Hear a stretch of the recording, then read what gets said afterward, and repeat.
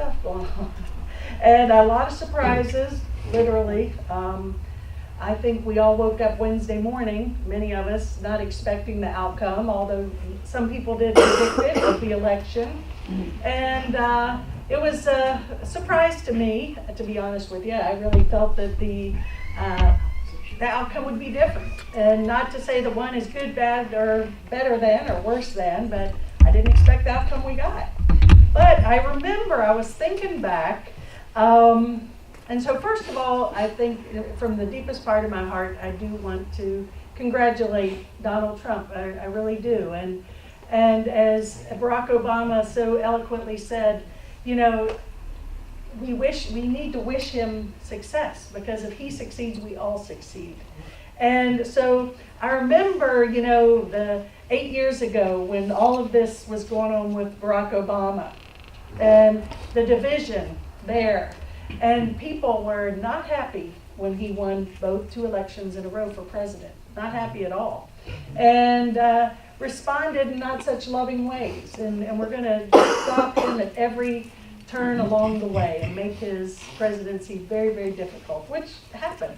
And, you know, here we are 8 years later, and it's the same thing, but another side of the coin. You know, people are like, you know, this guy's not going to happen.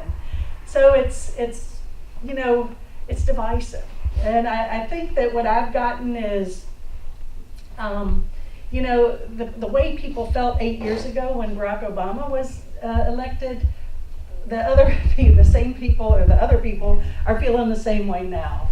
And so I've really been paying attention to this. And, you know, a couple of nights ago, I was got a late phone call from a friend, and he was grieving over who won the election, truly grieving, and, you know, going to every reason why we should all be so scared and afraid.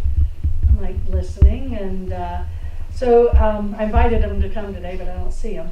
But I said that there is another way to look at this and to be in this situation. And, you know, it's, but to honor the feelings along the way of each other.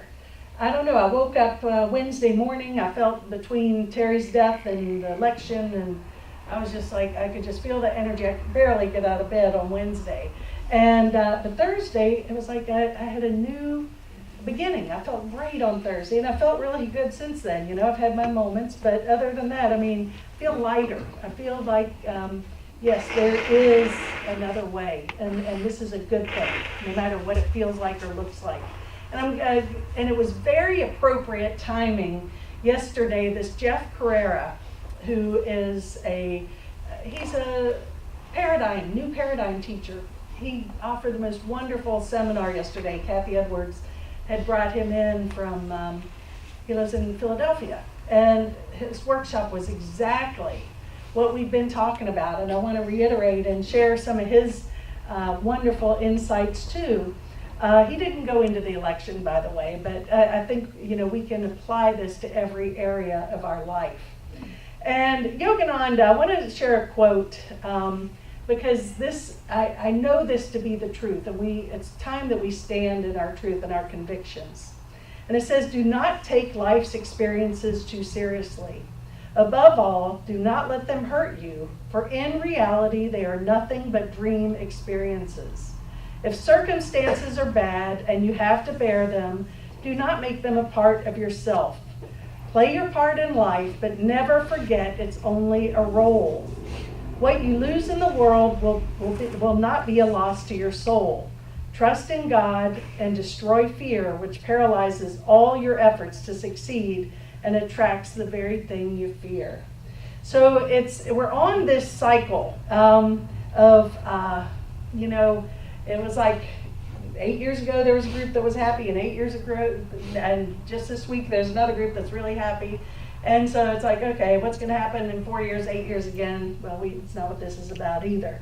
But are we going to stay on this wheel? And I was so happy to see the graciousness of so many people who had strong feelings one way or another in the outcome of this election. And of course, Marianne Williamson eloquently said, Trump's words were gracious, Hillary's words were beautiful, and Obama's words were wise. May all of us be as dignified as they. And I really think that that's so important. You know, it was no secret, she was very public about her support to Bernie Sanders. And then, of course, it was, you know, why we had to vote and continue down this path. But, you know, she woke up on Wednesday and said, okay, it's a new day dawning, basically. Time to really regroup. Well, I posted something on Facebook because I found it to be very interesting. But some people got it the way with the intention I posted it as, and some people didn't. So I'm going to clarify it because I think it supports the message I'm choosing to convey today. But it says hypocrisy is when Republicans spent 8 years disrespecting, delegitimizing, and obstructing President Obama. But now they say we should come together to support our president because his success is our success. Well, my intention was, yep, that's the case for many people. They believe that, they're angry, and yes, that's the way I feel. Why should we support this guy? They've not supported us. But this is new paradigm talking now. We're moving into a new paradigm, not the paradigm of you know, keeping that wheel of division going and going and going and going, because, you know, it's a trap. And we always, you know, we fall into it so easily, and we think we're justified in our anger and our upset. But, you know, it's a choice. It is nothing more than a decision for peace. And to say that, no, I don't want to perpetuate this wheel of separation and division and suffering and anger and fear and all of that. I want to create a new paradigm from the heart. And so to do this, you know, Jeff, as I said, was wonderful. You know, he says his definition of faith is that certainty of knowing that there is no problem in the first place. The only thing that creates a problem or makes a problem is really how I attach to it, how I see it, how I envision it, how I bring it into my body, how I perpetuate the energy around it. But true faith is knowing that there is no problem.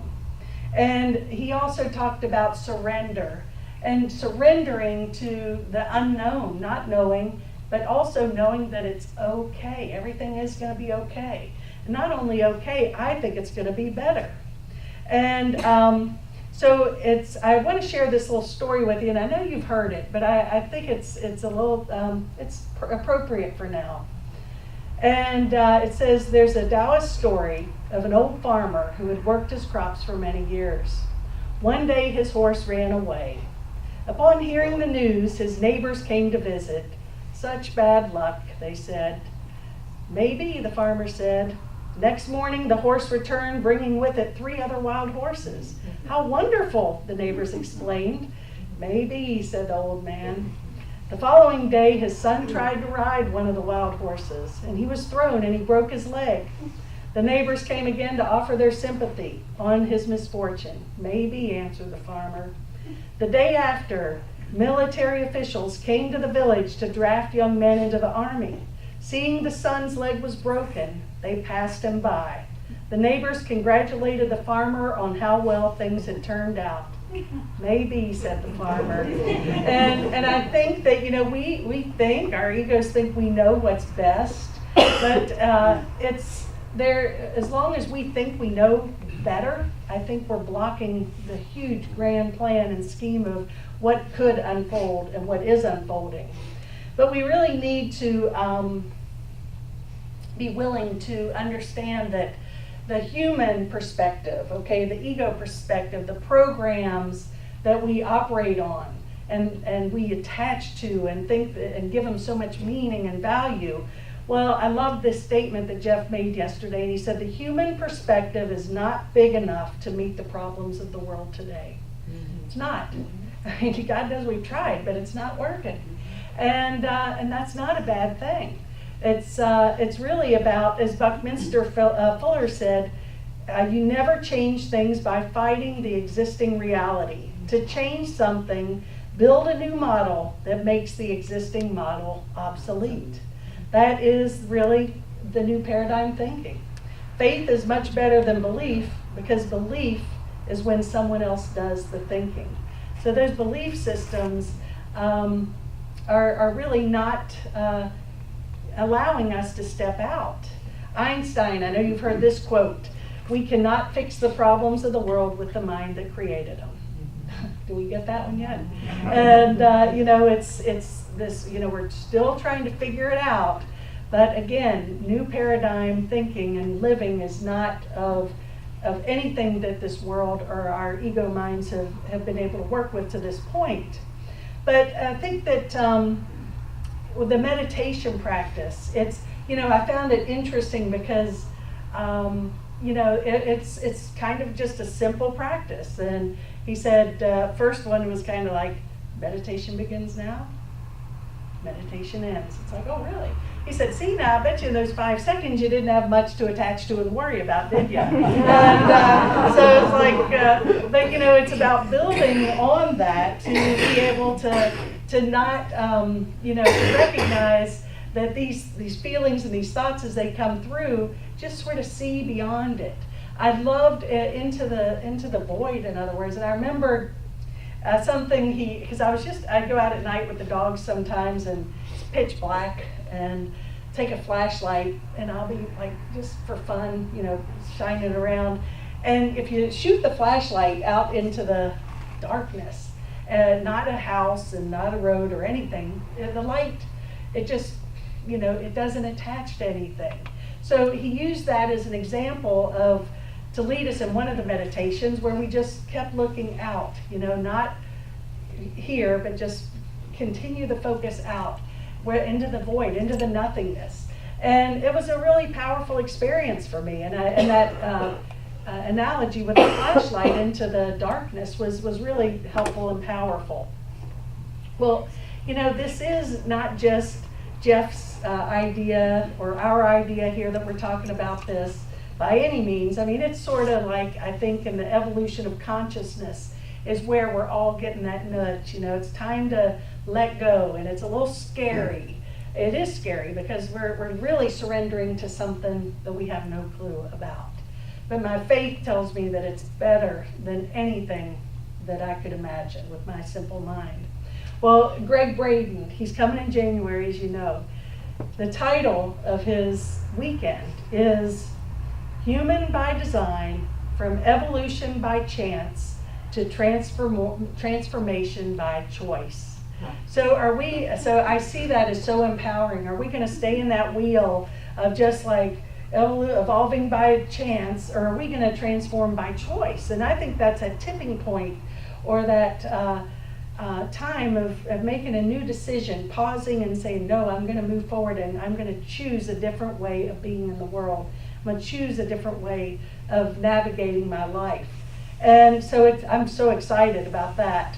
And so it really, one thing that I think we need to remember, and again, Jeff reminded us yesterday, and I think we know this, the Serenity Prayer, the 12-step programs. God, grant me the serenity to accept the things I cannot change, the courage to change the things I can, and the wisdom to know the difference. Well, he says, we don't have to, we need to practice the meditation of no problem, as I talked about, and acceptance of what is. Because not accepting it, not accepting Donald Trump as my president or whatever you're not accepting today, is not going to change a thing, except the level of peace and the vibe that we're putting out into the field. So it is to say that, there is a way we can live from a greater degree of love, and I believe that. I asked him a question yesterday. I said, when people, I don't want to invalidate their grieving and their thoughts about the situation. They're very real to them. But for me, it's not my belief. It's not my paradigm. So it's just about, it's about being there for each other, where people are. Jerry gave me this beautiful pin, and this has been going around, safety pin. And there are people, this is a perfect example, there are people in the world who may not be where we are in this belief system. Not that this one's better than worse than, it's just a place of being. But there are people who are afraid now. And it's not just saying, oh, don't you know better? I mean, for crying out loud. It's not about that or not acknowledging their pain. But this pin, what it signifies is, it says, I am safe. If you are a Muslim, a woman, LGBTQ, a person of color, Latin, trans, an immigrant, disabled, afraid, I am here. And we speak. I listen, I will hold you. I will stand up for you. I will sit down for you. I will shut up for you and do what I can to let you know I love you. So this is really just to let people know, no matter what we're doing, where they are, we're here for each other. And not to diminish or not acknowledge the pain is not a loving thing to do.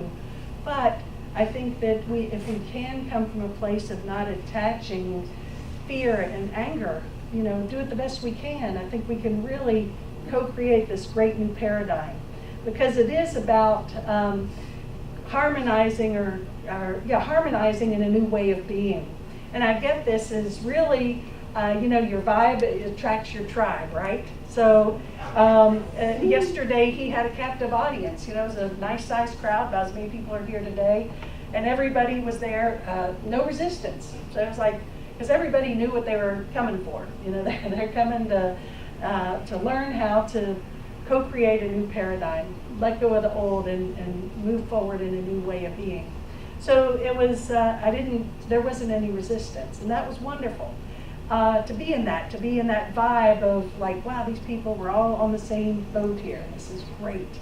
But there's people in other beliefs and thought systems too, and so how can we be of service to them? And that's part of the new paradigm too, is honoring all folks and where they are.